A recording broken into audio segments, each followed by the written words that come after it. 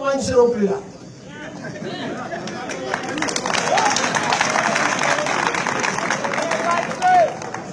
Vous voyez, les chefs de canton sont menacés. Si vous allez écouter M. Pi, on vous enlève du travail. Mais un chef de canton est un chef pour tout le monde. Pour les femmes, pour les hommes, pour les enfants, pour l'opposition, pour la majorité. Et ils ne sont pas payés par la poche de quelqu'un, c'est l'État qui les paye. Donc ceux qui ont été enlevés, ici ou ailleurs, nous allons immédiatement les rétablir dans leurs fonctions et augmenter leur salaire.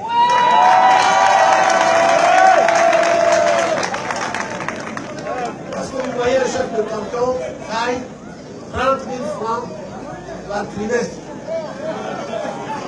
Qu'est-ce que vous voulez que quelqu'un qui travaille gagne 30 000 francs par trimestre? Alors que son chef immédiat, le préfet et compagnie, gagne 300 000, 600 000, 700 000. Donc, nous allons corriger toutes ces injustices-là avec vous. Je ne vais pas détailler tout le programme. Vous avez un projet de société que je vous laisse ici.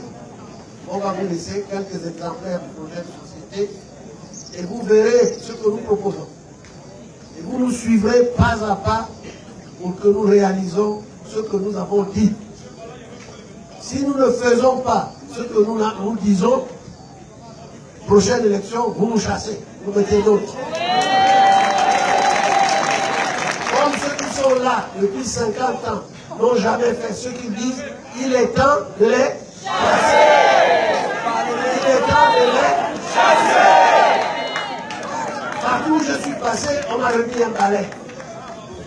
On m'a remis aussi un balai en entrant ici au département de Gourou-Mandji. Ce balai est un symbole du pouvoir, mais c'est aussi pour dire nettoyer la maison. Elle est trop sale. Nous allons donc nettoyer la maison pour la rendre propre. Pour que vous n'ayez plus peur. Vous n'ayez plus peur. Que vos enfants, comme ici le soir, il faut les faire entrer parce que on ne sait pas qui viendra les enlever. Nous allons rétablir la confiance.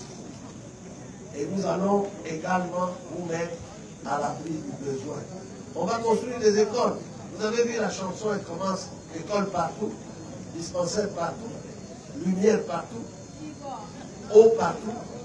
Nous allons nous occuper d'abord des hommes parce que le Gabon est un pays riche, habité par des Gabonais pauvres.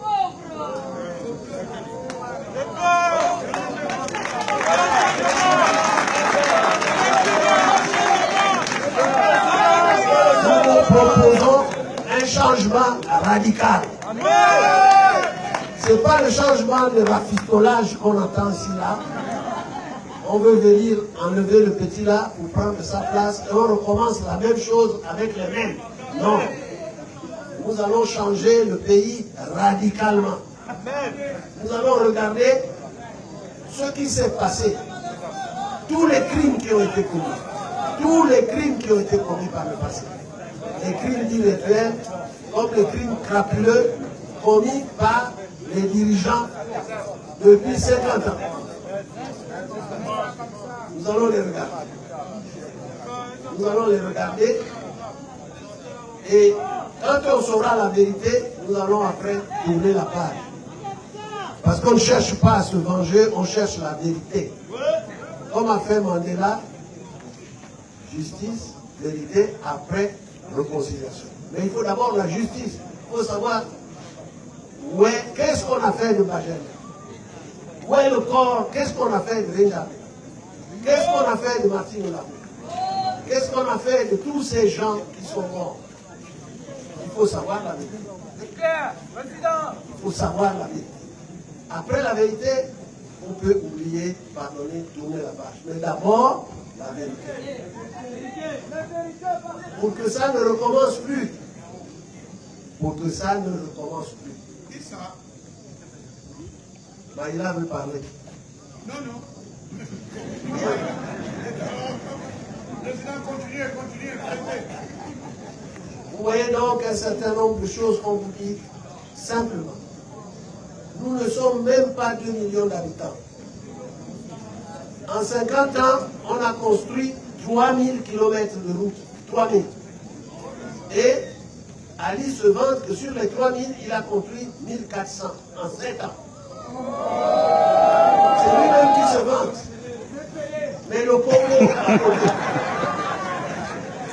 Congo à côté, construit plus de 1000 km par an. Plus de 1000 km de route par an. Mais si vous allez voir ce qui se passe au Cameroun et en Guinée, c'est une honte. C'est une honte. Est-ce que vous croyez que Yétou, où il n'y a rien, le préfet habite à Mila parce qu'il n'a même pas de maison à Yétou. Il n'y a pas de route. Ça fait 50 ans. Ça fait 50 ans que Yétou est dans l'oubli total, dans les terrains. Pas de route, rien. Vous voyez, ce sont ces choses que nous voulons changer. Nous voulons changer ça. Alors, on vous dit que quand vous voyez un gouvernement que vous avez élu et qui ne fait pas ce qu'il a promis, vous devez le changer. Nous, quand nous arrivons, si vous constatez que nous ne faisons pas ce que nous avons promis, il faut aussi nous changer. C'est comme ça que ça marche. C'est comme ça que ça marche. Donc, il faut essayer. Chez nous, au moins, quand on parlait de ça, on disait du Kamango. Du Kamangalo. Du Kamangalo. Voilà.